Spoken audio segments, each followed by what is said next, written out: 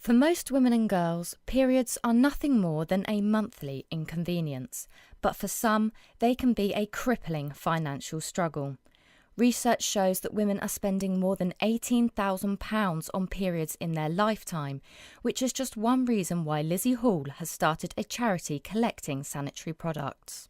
So I sent a WhatsApp to friends on the 14th of August 2018, just 9-10 weeks ago, saying, I'm collecting some toiletries, I'm going to take them down to the food bank. We've all been on holiday, give me all your hotel freebies, ready cupboards, anything new and unused, I'll take them down. And it went viral. And it spiralled from there.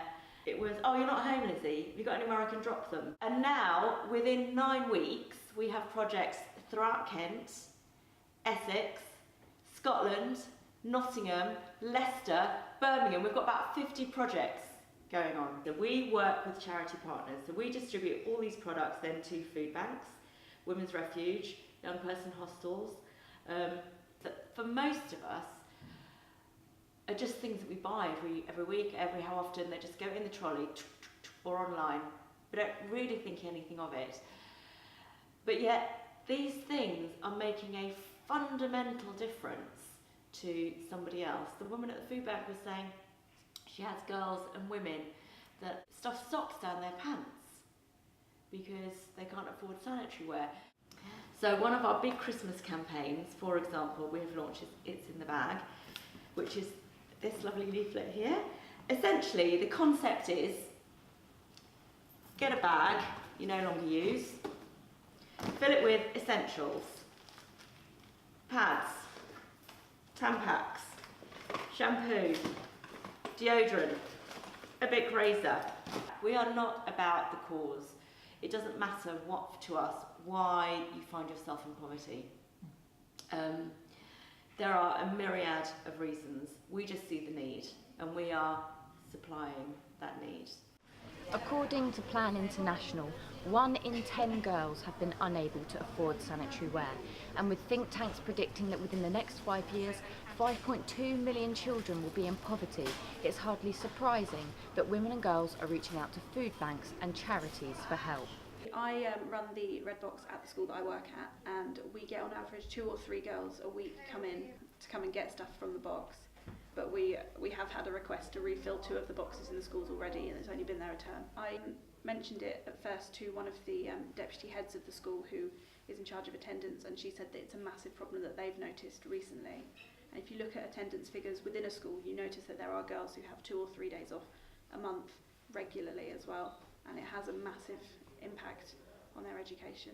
Okay, so this is an example of one of our red boxes. This is actually one of the smaller boxes that we have across the city, and we've actually emptied this one recently, so it's currently empty. But we pop these boxes around the city in our donation points, and people can just come in and pop the donations in, and we come and empty them. It's not just schoolgirls who are struggling though. Period poverty can also affect other vulnerable women such as the homeless, who often find themselves having to go without sanitary products. However, the manager of a homeless shelter claims that he doesn't think it's that much of an issue. Generally only 15 to 20% of rough sleepers are women. A lot of them, because of the way they live, because of drug and alcohol issues, don't menstruate. So we've always had far more sanitary products than we need, and therefore we try to get it out to as many agencies as possible that might benefit from it. It is on the increase. But it isn't. In this country, it's not a particular issue for rough sleepers. But is this true for all homeless women?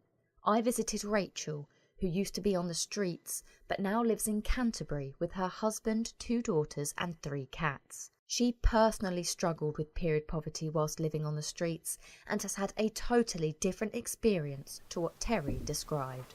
I think that's a very stupid thing to have said, to be honest. I think that's an incredibly stupid thing to have said, and incredibly naive given how long he's worked for the system, for the sort of cause.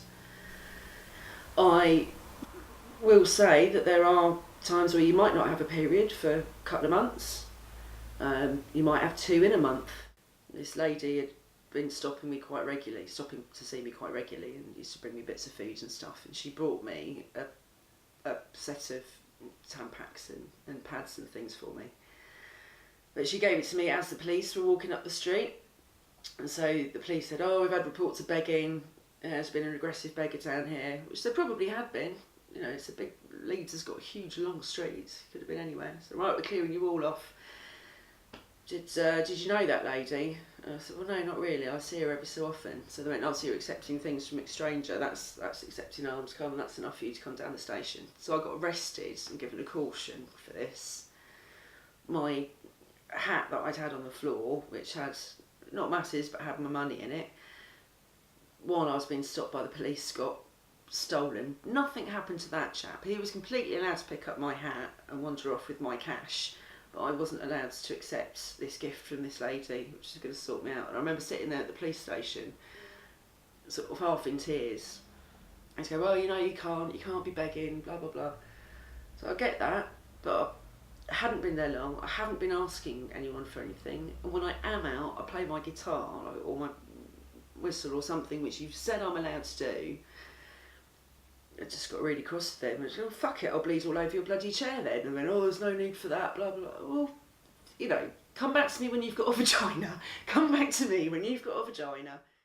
The Scottish Government have recently become the first in the world to make sanitary products free at all schools, colleges and universities. The question is, will this pave the way for changes in English government?